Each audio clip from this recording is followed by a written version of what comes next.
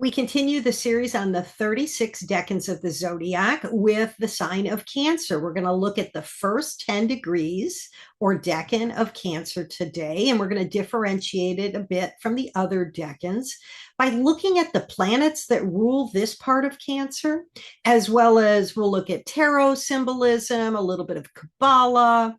We're going to talk about how ancient authors described this face, which is what they called decans in ancient times of the zodiac, the images associated with this decan. And then I'll give you a couple of examples of people that had their rising degree here. We have Jimmy Stewart, the famous movie star, as well as the singer-songwriter Karen Carpenter, and Albert Einstein, the physicist. So there's a lot to unpack. I hope you enjoyed it. If you do, like and subscribe. It helps people find the content. Let's start off just talking about the sign of Cancer in general. It's the first of the water signs. All water signs have to do with our emotional life. The first sign of any element is always going to have to do with the more personal aspects of that element. So it's about my emotions when it's Cancer. It's about our emotions when it's Scorpio, the next sign. And it's about universal emotions and understanding and connectedness when it's Pisces, the last sign. Cancer in general is ruled by the moon. So here's where I want to unpack the meaning of the moon. It's really important in astrology to understand and get a deeper sense of the two lights in the sky that light our path. We have the sun that lights our path during the day. It has this consistent quality, rises in the morning and it sets at night. It is associated with the masculine yang energy, with the oneness of God. And with the Godhead figure in general, the universal, and associated with consciousness, what we know. If you think about the sun during the day, it's light outside and you can see what you're doing. You kind of get this sense you know where you're going. When we compare that with the moon, it receives the light of the sun. It is literally reflective, right? It's reflecting the light of the sun and receiving it. So it has a yin quality, and it's changeable. Sometimes we have a full moon. Sometimes there's no moon in the sky. Sometimes it's a first quarter or a last quarter moon. So there's this quality of change with lunar energy. And also, the moon is more associated with mother and nurturing, since it's that receptive quality. It's connected with the rhythms of nature. If you think about women's menstrual cycles or the cycles of the tide coming in and out, right? Moon is this embodied material energy. It's got an intuitive quality because the moon, we carry memories in our body, our capacity to understand things, that kind of spidey sense that comes along with our embodied energy is very intuitive. And if you think about the way the moon lights our path, it's a little foggier. Like if you're out at night in the forest and the moon is the thing that you have to light your way, you may stumble. So rather than being able to take a direct course on the path, you may have to walk kind of slowly and feel your way toward, right? So that's the idea of intuition. We feel our way toward where we're going with that lunar energy. And the moon is more about the three-part type goddess, right? It's got a multiplicity of energy about it. And it's differentiated energy. It's not the same consistent quality of the sun. That was a long explanation of the lunar energy, but I think it's really important, particularly when we're talking about this sign Cancer, to get a feel for that. So Cancer is also about protection. It's the sign of the crab. It's about creating this safe space where things can grow and thrive, since it has that nurturing quality. But getting down to the first decan of Cancer, how do we differentiate that?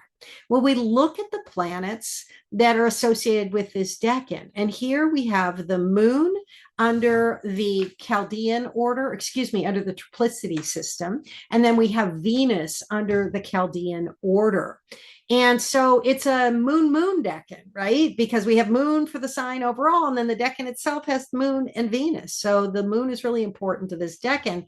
When we put the moon, that mothering, nurturing, when I say mothering, always keep in mind men can mother as well. Anybody can, right? It's that nurturing quality. So when we put the nurturing quality of the moon with the receptive, loving, beautiful, harmonic nature of Venus. Also, Venus is the goddess of justice as well as love and harmony. Then we get this beautiful sweetness of people who have planets or points in this part of the zodiac. When I say points, I always am referring to the ascendant, descendant, imum coli, and midheaven. So there can just be this quality of sweetness. And of course, you can see that right away. If I tell you the three people I'm going to use as examples are Albert Einstein. If you know anything about him beyond him being a physicist, you really see the sweetness of who he is. Karen, Carpenter, and Jimmy Stewart. They all had this abundant sweetness about how they carried themselves in the world. So beyond looking at the planets that rule the decan, we can also look at the images or faces that ancient writers, how they described this decan of the zodiac. We're going to look at two books. We're going to look at the Picatrix and Agrippa's work on ancient occult philosophy. And the Picatrix described this decan as follows: a man having twisted and crooked fingers and head, and his body is like the body of a horse, and having white feet, and upon his body fig leaves. And this is a face of teaching, knowledge, of love, subtlety, and of skills. So breaking down some of this imagery, because it can seem a little odd because this is ancient language and it's indirect, right? There's a subtlety itself about the language from this book. If you think about the language where it describes it as twisted and crooked, the mind or the face, that's just another way of talking about the intuitive nature of this decan. If you think about the symbol of Cancer itself, it's the crab, and crabs walk sideways along the shore. They're indirect. So there's this indirect intuitive quality. It's doubling down on that idea. And then we had the image of white feet. Feet have to do with our stance, our perspective in this world. White has to do with a purity of thought, an innocence. And so there's an innocent quality as well, of which of course we see with the figure of George Bailey in It's a Wonderful Life. Again, a sweet quality to that character, as well as Jimmy Stewart. So then we can think about the fig leaves. Fig leaves have this protective quality in the Garden of Eden. This is what Adam and Eve used to cover themselves when they felt a moment of shame, right? And Cancer has a protective quality. And then, of course, talking about the fact that this decan has to do with teaching and knowledge and subtlety. These are all expressed. Albert Einstein, the subtlety of his thought, this is interesting, I had forgotten about this, but the moon can have to do with dreams because it has to do with the unconscious. And Albert Einstein actually is said to have received his ideas around some of his theories of relativity and how it worked from dreams, right? So there's this subtle knowing that can come as well with people with planets in this decan. And then Agrippa described this decan as a young virgin adorned with fine clothes and having a crown on her head. It giveth acuteness of senses, subtlety of wit, and the love of men. This is a repetition of some of those themes, and we're going to find with all three people who exemplify this decan that they had this love of men idea. There's a relational quality to each of them that, again, is just reflected with that moon Venus quality. And then the innocence idea and the subtlety of the expression of their art. You know, if you think about Jimmy Stewart, his capacity to express emotions. If you watch It's a Wonderful Life, when he has moments when he's considering suicide because of the failure of the savings and loan, I think it was the savings and loan, just the emotions, the way he could convey them on his face as well. If you've ever seen, and I'm going to have to put this in my blog now, that picture of Albert Einstein, there's pictures of his face and it's so incredibly expressive, especially the one where he's sticking his tongue out like in a moment of jest, right? It's beautiful. And Karen Carpenter, the subtlety of her voice and the beauty and her capacity to express emotions, again, expresses that subtle nature of this decan. Then we can also look at the tarot cards that are associated with this decan. And when we look at the tarot cards, we bring in numerology and the Hermetic Kabbalah, because we'll look at the numbers associated with the tarot cards as well. So the first tarot card is the Rider-Waite card. And this card shows a man and a woman. And we see the man reaching out toward the woman. This is that cardinal energy of Cancer, the beginning of relationship. We see the cups in tarot. Cups are always associated with relationship and love and emotions. And we see the duality. It's the number 2. This is where we bring in the Hermetic Kabbalah. The number 2 is Chokmah in Kabbalah. And I'm just going to read here a little bit about Chokmah. It's got a yang quality. The number 2 on the tree of life is on the masculine or yang side of the tree of life. And it's the energy of creation that moves out into the world. So Chokmah is the second sephira on the tree of life, positioned on the right side of the supernal triad. And that's the top 3 sephiroth. It represents wisdom, the divine masculine, and the pure, unbounded potential of creation. It's closely linked to Keter, the crown, the first sephira, and serves as the immediate outflow of Keter's infinite light and energy. So you have the one, Keter, and then from that, the creative spark emerges. And here the creative spark is around relationships. So again, you can see that expressed in the masculine side of this card, reaching out for the feminine. And while we're looking at this card and it looks like it's about romantic love, it's not just limited. This decan is not just about romantic love. It's about relationship itself. The metaphor of the man and the woman is just showing you the yin yang combination of this card. The connectedness, the beginning of relationship that starts with the 2 of cups.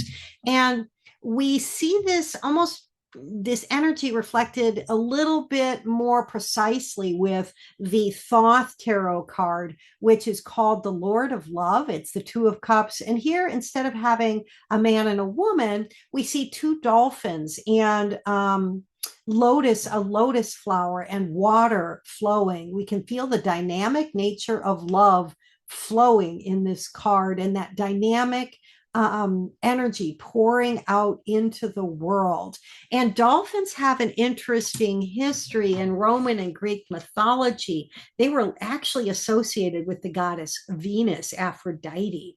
And so, of course, we know Venus rules this decan, and hence that symbolism.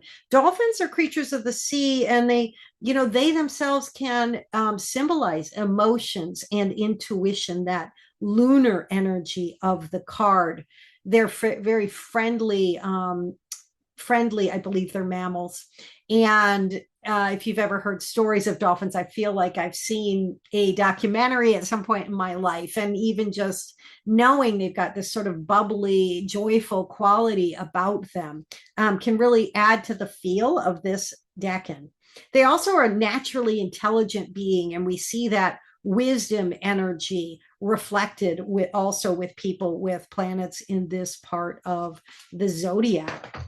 So moving on, I'm just trying to make sure I didn't miss anything. Let's just talk about some of the biography of the 3 figures associated with this decan. First, we have Albert Einstein. And of course, he came up with the theory of relativity that demonstrated that time and space are relative. He kind of upended Newtonian physics, which was sort of limiting reality to what we can understand with our two-dimensional brains, a dualistic understanding of reality. And Einstein, of course, went beyond that with his theory of relativity, which, as I said earlier, I believe came in through a dream, showing the real intuitive quality of this decan as well. But in addition to his work as a physicist, he was a humanitarian and a social justice advocate. There's some really interesting ways in which he advocated for Black people in the United States. Just a couple of tidbits. For example, there was a famous opera singer, I believe she was an opera singer, Marian Anderson, who was in the 1930s was denied lodging at the Princeton Hotel. And Albert Einstein heard about this and invited her to come stay with him. And then he also, I believe, testified at or defended W.E.B. Du Bois during his trial. And I should add to that about Marian Anderson, this singer, he had a long-term relationship with her. And so there is also something about this part of Cancer 1 where the capacity to nurture and develop and start relationships is strong. There's just a sweetness about it. If you know anybody who has Venus and the moon in a nice relationship in their birth chart, they tend to be quite good at these relational capacities because these are two planets that have very much to do with nurturing and understanding the importance of relationship. Einstein also famously co-authored a letter. He helped, his work, of course, facilitated the development of the nuclear bomb. And Einstein had much regret over the deaths that occurred as a result of the dropping of the bombs in Japan. And so in 1955, he and a group of other scientists got together and signed a letter which he co-authored. It was called the Russell-Einstein Manifesto, and it urged nations to remember their humanity, and it called for the abolition of war. This was shortly before his death. So he was just a mensch, if you know the word mensch. He had a sweetness about him. I really recommend his biography to get more of an understanding of the fullness of who he was beyond his extraordinary intellect. And then looking at Jimmy Stewart, he was, of course, one of Hollywood's most beloved actors. He was renowned for, he had this everyman charm and performed in classics like It's a Wonderful Life, which I'm going to talk about, and Mr. Smith Goes to Washington, which has this innocent quality about it. Remember, we talked about the white feet from I can't remember if it was the Picatrix, but both the Picatrix and Agrippa talked about white and innocence. And this is really demonstrated through some of the roles that Jimmy Stewart played. They also always had this really innocent, I want to protect the world, I want to stand up for what is right kind of quality. So if we look in particular at It's a Wonderful Life, I'm just going to read a short piece I wrote to help explicate how this shows or reflects this decan. In that movie, Jimmy Stewart plays George Bailey. And George Bailey in the movie sacrifices his personal dreams of traveling the world and building grand architectural projects. He has these big ideas. He's going to go do something new. And then all of a sudden, I believe it's the stock market crash, and all of his neighbors and family are losing money. And he decides that he's going to take over his late father's building and loan association to help them out because they're all suffering so greatly. He ensures that the working class residents of that town, Bedford Falls, have access to affordable housing rather than falling victim to the greed, right, of the town's wealthy banker, Mr. Potter. So later, when a financial crisis threatens the business, he kind of contemplates suicide. That's the real arc of the plot. And this angel comes down and they have this conversation. That's where the really sweet, expressive quality of the movie comes forward, and his capacity to express these deep emotions. And he's talking to the angel, and the angel shows him all the good he's done in his life as a result of being a mensch. There's this mensch quality clearly about this part of the a part of the sign. And then of course he decides not to commit suicide. It's a beautiful movie.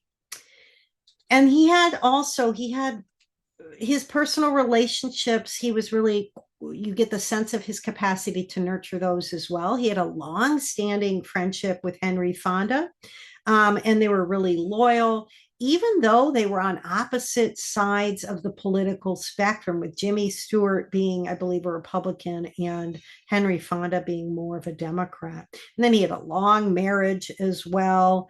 Yeah, and just again a sweet man. And lastly, we have Karen Carpenter, the famous singer. Now, many people know, in addition to her music, that Karen Carpenter died of anorexia nervosa.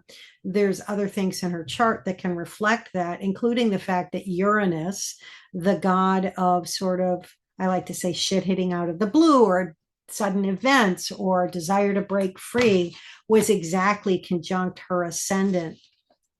But sort of setting some of that aside, or maybe including the anorexia nervosa in there, because some of that was related to the sort of her perfectionism and the stress she put on herself in her nurturing relationships.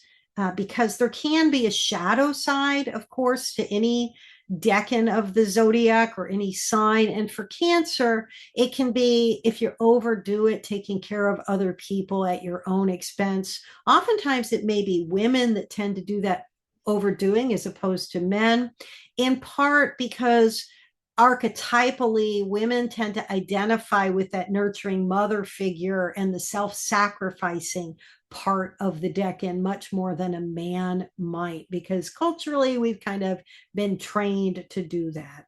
But talking about Karen Carpenter and her music, she actually just popped into my head when I was thinking about this decan, because my sister Linda loved her. My sister Linda is 10 years older than me.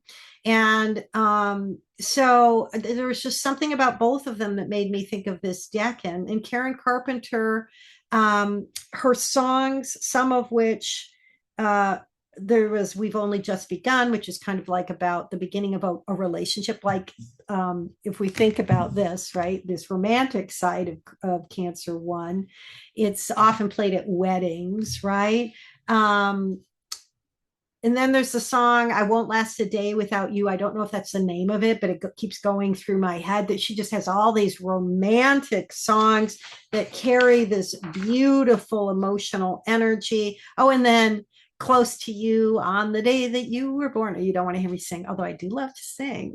The angels got together and decided to create a dream come true. Anyway, it's a beautiful song.